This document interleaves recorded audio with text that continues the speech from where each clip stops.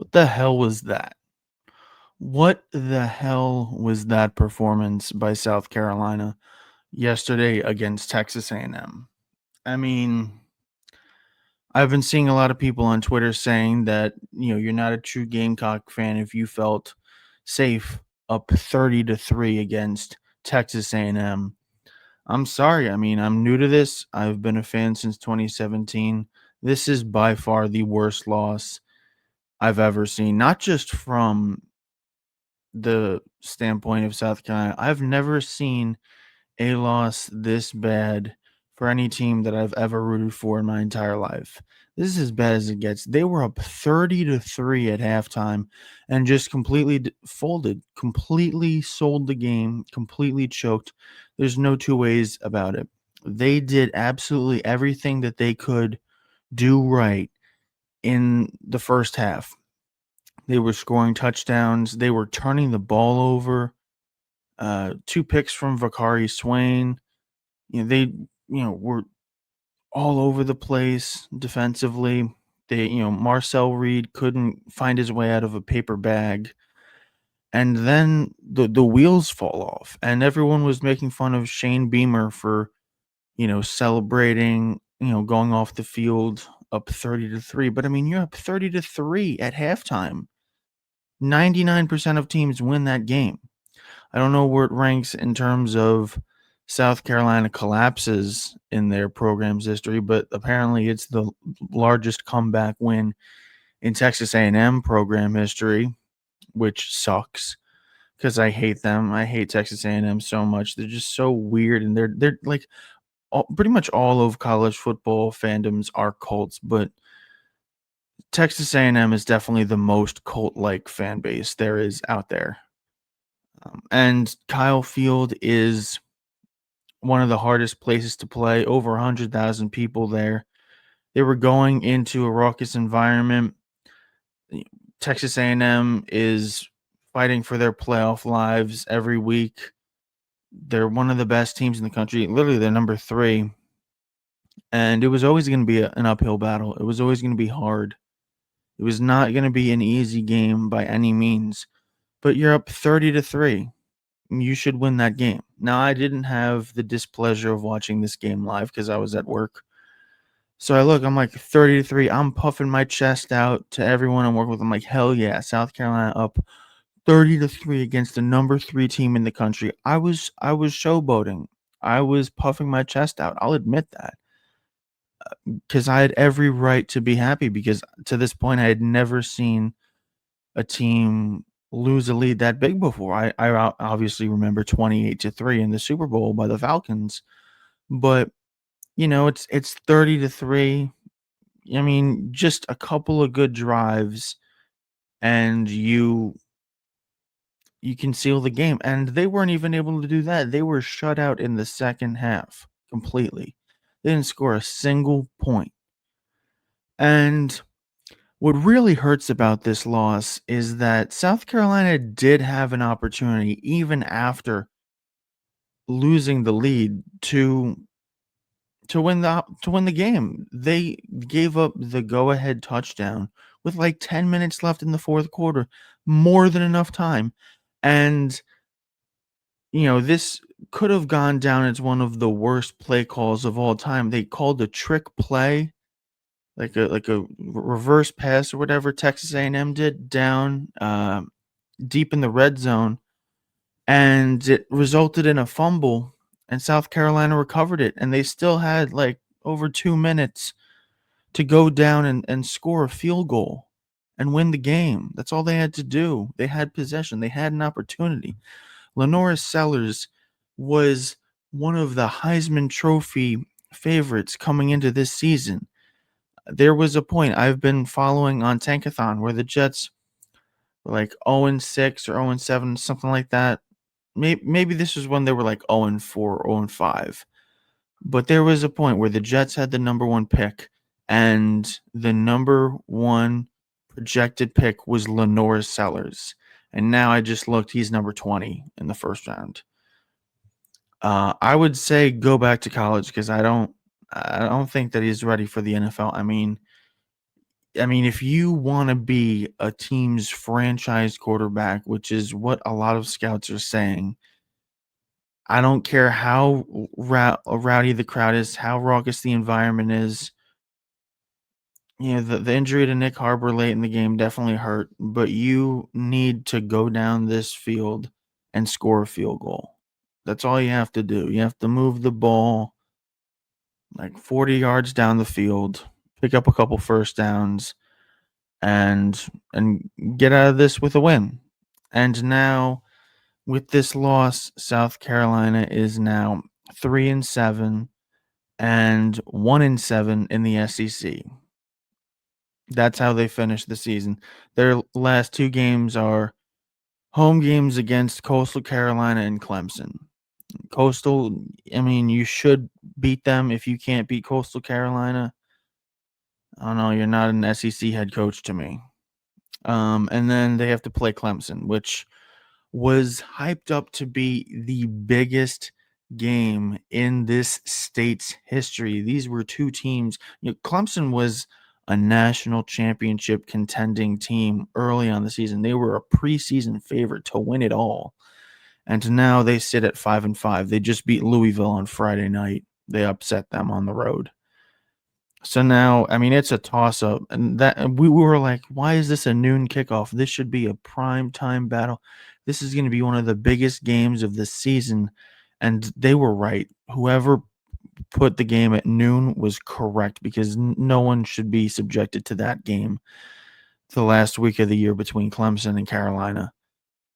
But I mean, I don't know where this puts Shane Beamer because this was a season that had a lot of high expectations. You know, last year, you know, they finished the season off really strong. They played really well against really good teams and they just ended up falling short. Obviously, remember that LSU game is probably the game that kept them out of the college football playoff last year. You know, Lenore Sellers got a lot of hype. This team had a lot of hype.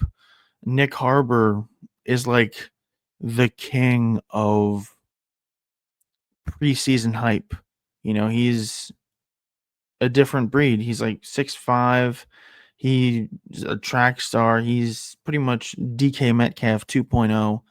The dude can't really catch. He did have a great 80-yard touchdown where he pretty much it was just a simple curl pattern and there were three defenders around him trying to chase him and he outran all of them. It was an incredible play, and it was the play where it kind of went viral. The Texas A&M like cop or trooper, whatever he is, like bumped purposely into Nick Harbor, and it was like a whole thing. And he ended up losing his or I don't know if he lost his job, but he got kicked out of the game.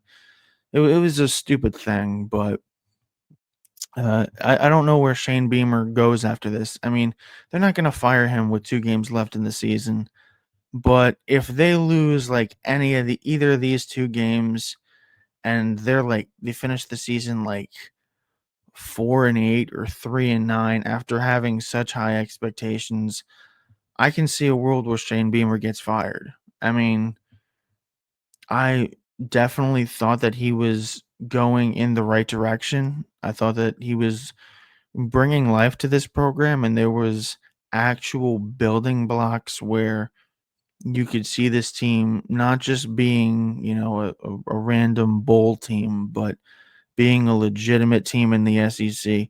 But I mean, that's what the thing is, that this conference is so stacked. The odds of South Carolina ever winning the SEC are so slim because of how deep the talent pool is. I mean, you have Alabama, Georgia, obviously Texas A&M was great this season. Texas is always really good. There's never really going to be a clear path to the SEC championship game if they're still in this conference, because there's just too many good teams in this conference that it's going to take an amazing season from South Carolina, and it's going to take one of the powerhouses slipping up and probably having to lose to South Carolina for them to get in there. and I just don't know if that's a thing that can happen.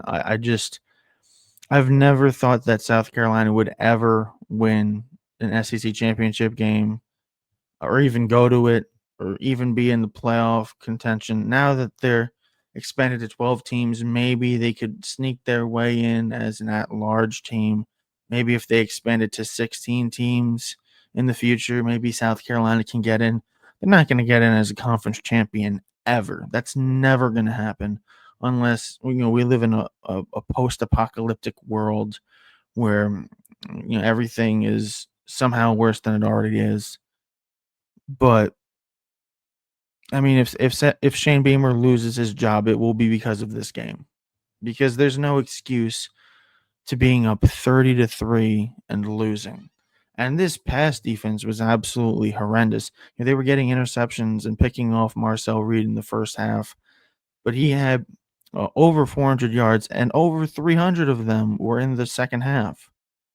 It's like they just completely took their foot off the gas, and this is kind of on coaching. If you're up 30-3, this is a South Carolina team that has nothing to play for.